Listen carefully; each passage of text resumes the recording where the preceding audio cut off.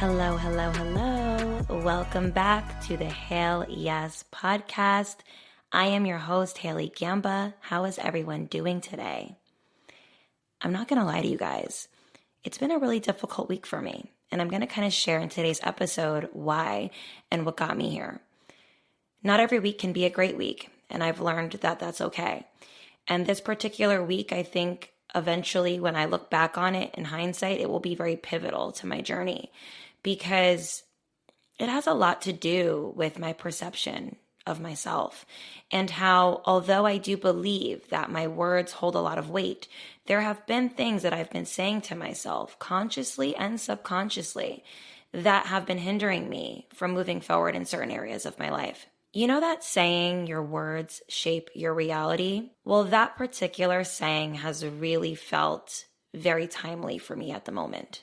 I have so many different thoughts that have been instilled in me. And I don't want to blame others because it's not other people's faults for how I think. I just think that at times people can say things or put their own perceptions onto you, and eventually they become how you feel and how you think. Because if you have proof from their words, you will suddenly believe the proof. It's kind of like someone saying like, oh my God, there's a rainbow outside. And you look outside and you just so happen to see a rainbow. That's kind of what it feels like, because why would I question somebody's stance on something if I'm seeing it as well? But I think what it really is it's less about there's something actually there, and it's someone saying, oh my God, there's a rainbow outside. Go look. It's out there every day. And you go outside and you see the rainbow. And so then you believe, because you're seeing that rainbow, that it's there every day because that person said so. And I think that that is the difference between the things I've been feeling. And I'm going to kind of elaborate further. In last week's episode, I talked about how in my dating experiences, I have been super humble to a fault. Humble, I had too much humility, and I think that I shrunk myself a lot. And I felt like I had to do that because I have had many conversations with friends, with family, with past lovers about how my career can be very intimidating to a lot of people, and that my presence with how I hold myself and conduct myself, even just me as a person, take my career out of it, my presence alone can be very intimidating or difficult for someone to fully embrace. And that has been said to me my entire life, but more specifically since I've become successful. And although I do believe that in some instances this can be true, I don't want it to be true. That's the truth. And I think that there are some things in life that are 150% fact, and then there are things that are just not. And the truth is, what is a fact is that I am a woman who wants to be married one day, who wants to have a beautiful relationship with someone and have beautiful children, build an empire together where we pour into each other's cups and love each other dearly. And we're both God-fearing. We both love hard. We both have amazing family values. And we just build an incredible life together. That is a fact for me. That's what I want. And why is it that if that's how I feel that I can't have that? If I've manifested everything thus far, my home, my career, my dream body, why can't I manifest my dream partner? So what that people tell me that men will not take to me, that I will not get the experiences that I want? You would think that that would have been something that I took and threw out the window. Thank you for sharing, but that's not my reality. But for some reason, I really took it to heart. And the more people that would say it to me, the more it became true. Your words become your thoughts, or even other people's words can become your thoughts, and then your thoughts become your reality. So then, after hearing all of these things, it literally became my reality. I was dating people repeatedly that made me feel like I had to clip my wings and stifle myself and step off stage because my light was too bright. And I would try to repeat the pattern in dating by not repeating the pattern. So I would slowly start to hide my good qualities or hide my success, hide the things about myself that I actually do love, but that I feel like someone else wouldn't. And what that was doing was it was creating an inauthentic connection, because once the truth was found out about, because the truth is, it always comes to light. People do find out who you are eventually. It became an issue. I kept meeting people who would say things like, "You are too much. You are intimidating. You do too much." And granted, they don't say it exactly like that, but they say it in other ways. They try to minimize me. They try to humble me. They try to measure up and have secret competition. And it was so uncomfortable because so many years have gone by that I've become successful that I really don't view myself as that great. And listen, guys, I'm not saying that I speak to myself negatively. That's not it. But I really do believe I live a pretty normal life, which I do. This isn't like a question. It's actual. I live a very normal life. I take care of my dogs. I run a household. I go to the gym. I grocery shop. I go to Home Goods. Yes, do I do it with more of a disposable income than others? Yes, do I have a little bit more of a free schedule than the traditional 9-to-5er? But I'm still a human. I'm still a person, and I'm still me. I have friends, and majority of my friends are regular people who are not in the content creation space, and my family are also very detached from social media as a whole, like completely. Like none of my family members even have Instagrams. It's so weird. But hey, it is who they are. I have continuously been met with this feeling and this ideology. And now I am reflecting, and guys, I fully crashed out this week because it just kept happening over and over and over again. And you ever have little small things happen to you and it's not that big of a deal in the moment, but then when they add up, and then all of a sudden you just have like a moment of just emotional distress? Well, that is exactly what happened to me. It was little small things here and there. And then boom, I had a full-on cry session because I am realizing now that what I want is not impossible, but how I've been going about it will make it that. I'm going to kind of give you a few situations so that you guys can understand why this is such a highly sensitive topic for me.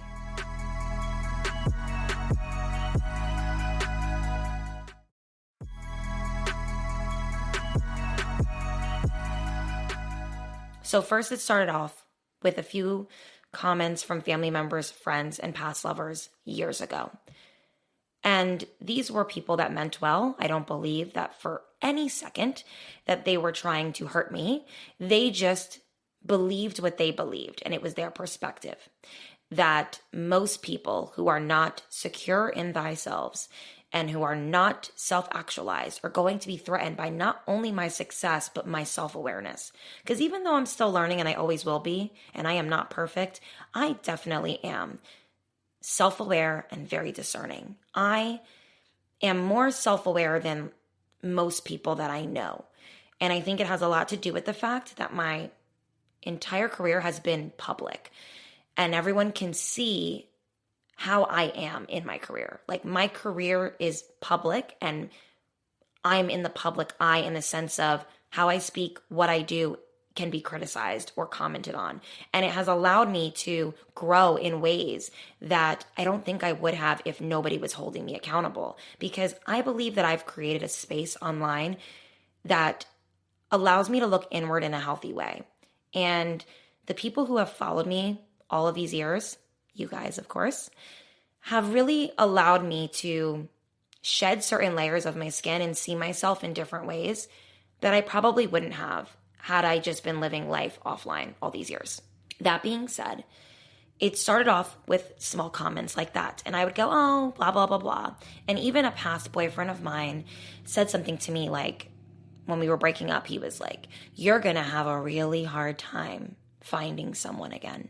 And by the way, he didn't say it in a mean way. He wasn't like saying that to me like, have a good life. Like, he was saying that I need to be patient because I'm going to have a really hard time finding someone because who I am is a lot. What I do is a lot, and it's threatening. And I think that thought got placed into my head, and somehow it got put into my way of thinking, which now is my reality. So every situation that I've been in has been some sort of similarity to that statement. It is so on point. And it comes in different forms. Sometimes I'll date a guy who says he doesn't mind, but his nonverbal cues and how he is acting is showing me that he minds.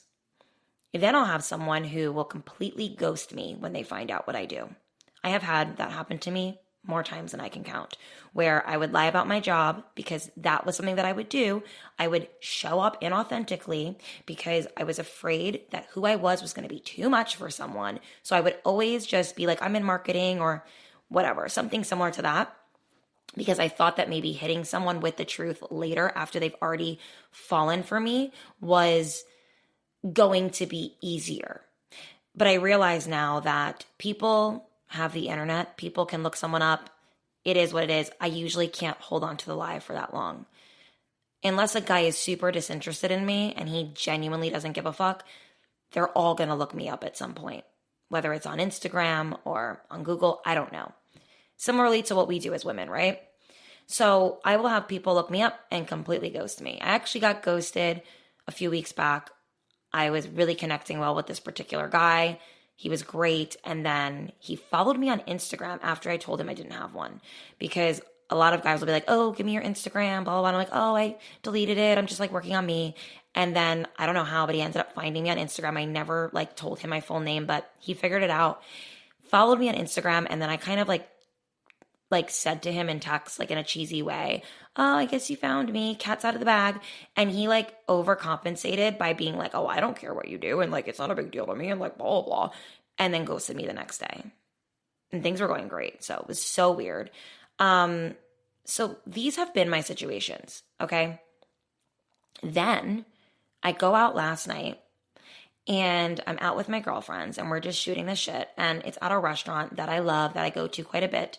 And somebody that I know that works there, he actually owns the restaurant, but I digress. We were kind of talking because him and I have a rapport. We speak like friends, whatever. And he was like, yeah, I couldn't date somebody like you. Like, it would just be like too hard. And I'm like, elaborate. Like what? Like, what's the issue? And, he was like, well, I like to be the provider. I like to be the person that like has it. And like, you just are a lot. You have a lot going on. Like, that threatens a lot of men. And I'm like, so my career is what? Hurtful to your ego as a man? Does it emasculate you? Because I present myself as a receiver. I don't walk into situations with a man and pull out my imaginary dick between my legs and say, I'm paying for dinner, bro. No, I show up very feminine. I still expect a man to foot the bill. I want a man to provide. I'm very traditional in a lot of ways in my life, in a lot of areas. And it doesn't matter, because once they realize that what I have threatens what they don't, it becomes an issue. And I just think that last night was my breaking point. I already kind of was crashing out after the ghosting situation, but last night was my breaking point, because this particular commentary, like when I was talking to this guy yesterday, he said this for no reason. Like, I did not bring this conversation up. It just happened.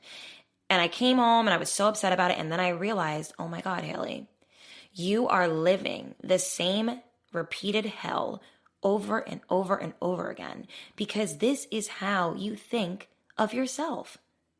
You think of yourself like this. You believe that you will never find someone who truly loves this about you. And you believe that you need to dim your light to find love. And you believe that you need to stifle yourself and shrink yourself to be appreciated. And that a man would require you to be a damsel in distress in order to be loved. Literally, my thoughts have become my reality. Now it's random conversations that come up. Now it's how I feel. It's how I'm living. It's my experiences. And I really had to get real with myself and ask myself, well, how true do you want this to be? Because you have the power to shift it.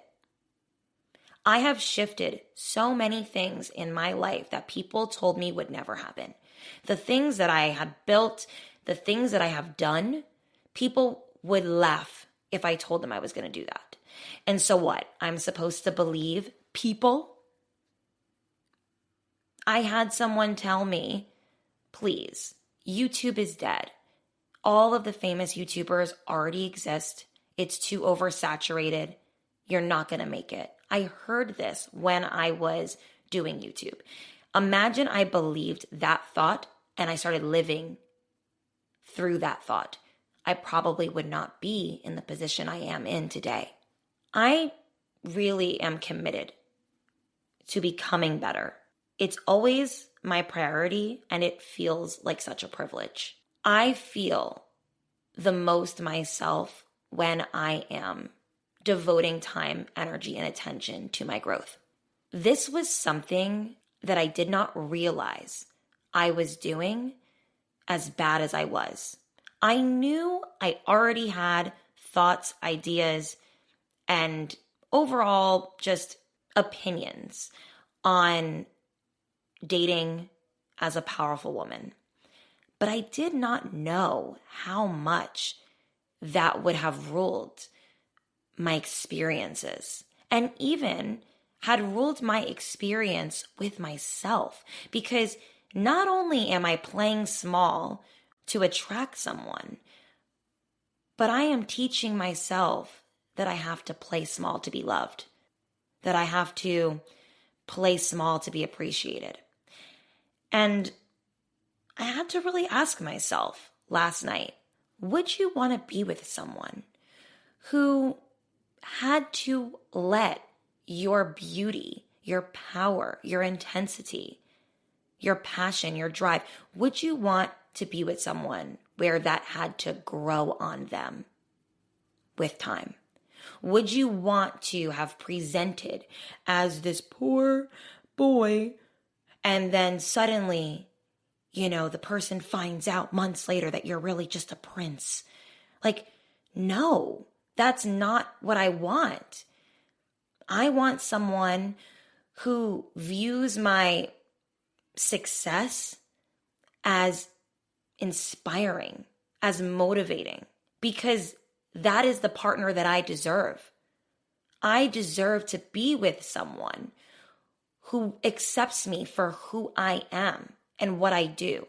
And no idea, perception, or even just opinion that isn't fully true could penetrate their experience with me. Because a lot of people have incorrect perceptions on careers like mine. And that is not for me to fix within them. If they want to put their own perceptions and ideas onto me, that is something that they have to deal with. But it's untrue. I think that we have different thoughts about different people all the time. I'm sure that a lot of men think that women who are in music, who rap or sing, that they are ran through because of the things that they sing about, or that, people who do certain jobs, like it could be anything, but that doesn't mean that that's true. And I think that the realization that I had was that I have been creating a very unhealthy dating life for myself because of my own feelings about someone's feelings about me. My fear took over, and I didn't allow myself to be authentic from the start.